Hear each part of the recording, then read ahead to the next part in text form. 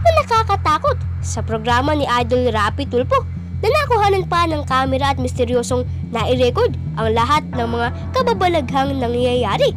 Ano-ano kaya ito at challenge nga pala kita na tapusin mo ang video ito hanggang sa huli.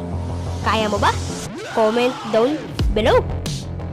Kilala si Idol Rapi Tulfo bilang isang tao na tumutulong sa mga taong nangangailangan nito kahit mapamaykaya ka man o wala at nasa kahit anong posisyon o ranggo ka man. Si Idol Rapi Tulfo ay may palabas nga sa Channel 5 kung saan nagngangalang itong Idol in Action.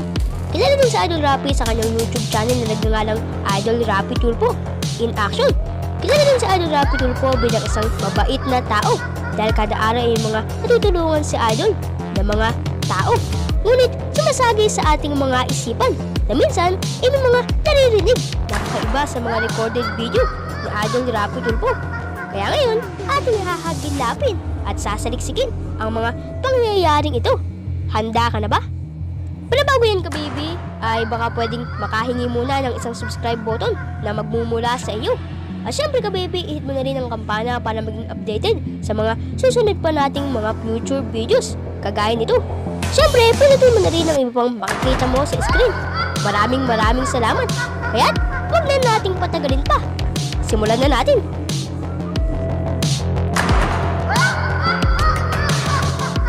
Number 1, Give and Take. Kababy, ang title na iyan ay ang maririnig mo na bulong sa video ito. Pero kababy, wag na nating banggitin ang titulo ng totoong video dahil ayaw ko ring basahin. Anyway, ito ang totoong video. Panoorin. Sige, pakinggan natin. Oo.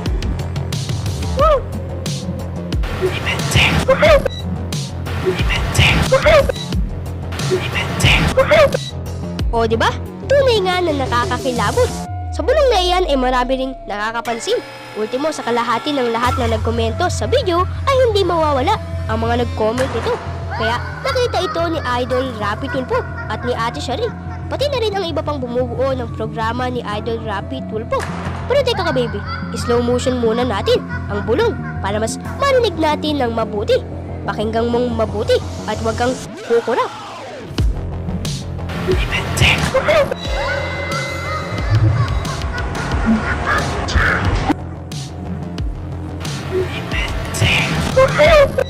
Ikaw, ano sa tingin mo? Isa ba itong echo o boses ng staff ni Idol? Comment down below para malaman din namin. Number 2, Laban. Kababy, sa title pa lang na aking binanggit o sinabi ay talagang makapanindig, balahibo na.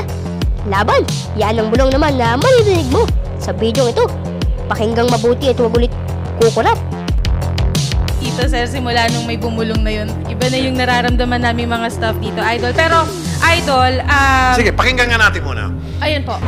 Pwede ba natin ilaban to? Pwede sir, no? Kasi actually, under our laws, wala namang format na kailangan or walang exact form ang kasulatan ng pagkakaunta. In fact, by the admission of the person, nakausap niya dyan, sir. Pwede ba natin ilaban to? Pwede sir, no? Kasi actually, under our laws, wala namang format na kailangan or walang exact form ang kasulatan ng pagkakaunta. In fact, by Teka lang ka baby, kinakabahan din ako dahil mag-isa lang ako dito nagre-record. Pero i-slow motion ulit natin para mas marinig natin ng buo. Pwede ba natin ilaban to? Pwede sir, no? Kasi actually, under our laws, wala namang format na kailangan or walang exact form ang kasulatan ng pagkakaunta. In fact, by pagkakaunta. In fact, by pagkakaunta. In fact, by... Sino ba kasi nag-isip ng content na to? Hehes. Pero syempre, tuloy natin. Sa bulong naman na iyan ay mas lalong kinabahan si Idol Rapi Tulfo dahil may hinihinging laban o justice o hustisya ang bumulong. Pero sa time na ito, medyo mas malakas ng unti sa bulong kanina. Ikaw ka baby, ano ang masasabi mo sa na-record? I-comment mo lang dyan sa ibaba para malaman din ulit namin. Number 3, Nak mo yan. Kababy, sa time na ito, medyo mas malakas ang naging tunog o bulong sa nasabing video. Nak mo yan. Ito naman ang maririnig mo sa recorded video na ito.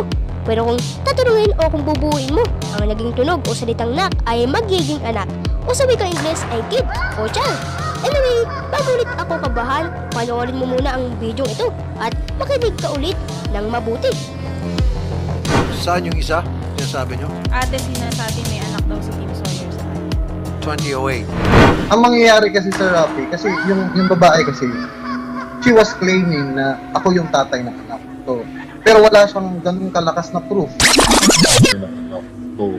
Pero wala siyang ganun kalakas. At ito naman ang slow motion nito para malinawan ulit tayo. Pero wala siyang ganun kalakas na proof. Pero wala siyang O di ba? Talagang nakakakaba dahil lahat ng bulong ay nangyayari habang nagsasalita sa Idol Rapi Tulfo. At may nakita ko sa comment section ng video na ito na may nagsabi na baka daw gusto ng multo magreklamo o makamit ang hustisya na kanyang hinihiling. Sinabi nga natin sa number 2. Ikaw, ano sa tingin mo? Comment down below. Number 4. Sa video namang ito ay maririnig at makikita mo na parang nagbago ang boses ni Idol Rapi Tulfo. Talaga namang napakadaling tandaan ang tunog at tono ng boses ni Idol Rapi Tulfo. Ano mo kahit nasa radyo ay alam mo nang sa Idol Rapi Tulfo ang nagsasalita. Try natin. Ito ang halimbawa. Pakinggan. Paano ulit? Shelly, one more time. Hindi pa doon sa ngayon na nakapanood. Ito po yung sabi ni Ana de la Cruz. O teka, sino ang unang pumasok sa iyong isipan? O di ba? Totoong 100% legit. Pero wag na natin pahabain pa, ito ang totoong bidyong nakuhanan. Panoorin mabuti at huwag ulit kukurap.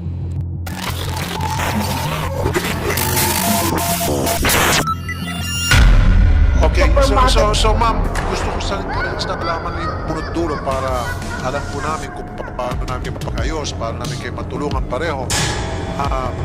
Maingay, yun lang po talaga o baka meron po iba na bakit kayo po ay Di ko po talaga alam, sir. nasa po kayo itong si Abilita, Madam Ma'am Alma?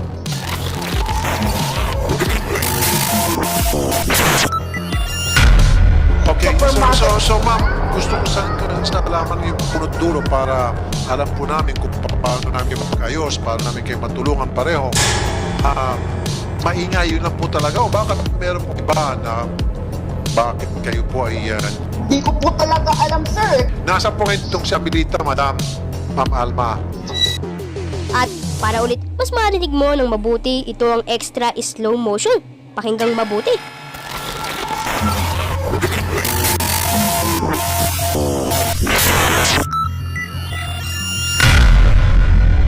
Okay, so ma'am, gusto ko sa alaman yung punot dulo para alam po namin kung paano namin kayo mapagayos, paano namin kayo matulungan pareho.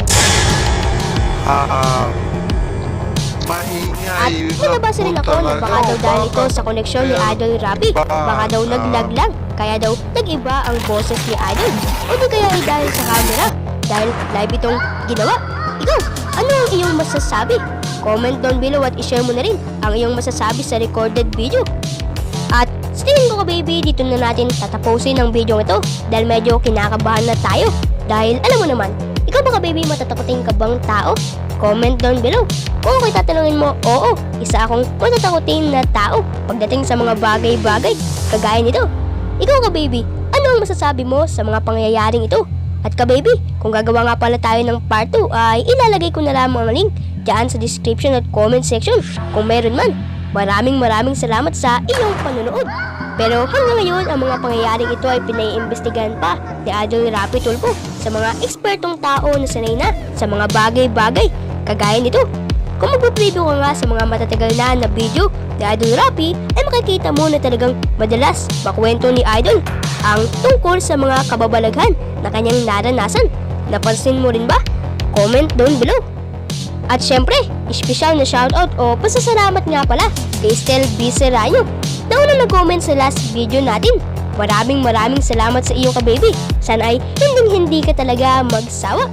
At syempre, hindi mawawala sa listahan natin ang iba pang malulupit na ka-baby natin na ito na sila Matlaw, Seiyan Gaming, Akihiro TV, Ethan Gaming, Solen Kids TV, Renz Gabriel, Norlin Bilanyo, Kenneth Aris, Aldemar Bundok at kay Iwan Bin Santos. maraming salamat sa inyong walang sawang pagsuporta.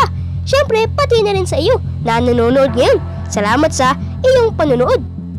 At syempre, kung isa ka rin sa may gusto na mapasama sa shoutout natin, ay mag-iwan ka lang ng komento sa ibaba at iyong masasabi sa video ito. At syempre, huwag mo na rin kalimutang i-like at i-subscribe ang ating YouTube channel at ang video ito para mas malupit ang mangyayari. At available na nga rin pala ka-baby ang ating membership o yung join button na makikita mo sa gilid ng ating channel. Parang ganito, oo ka-baby, ganyan. At ka-baby, kung ikaw nga pala ay sasali dito ay makakatanggap ka ng mga perks na magbibigay ng advantage sa iyo bilang isang ka-baby natin. At bukod pa dyan, bawat level ay may kanya-kanyang perks na makukuha na kung mas pipiliin mo, ang mas malaki ay mas maganda.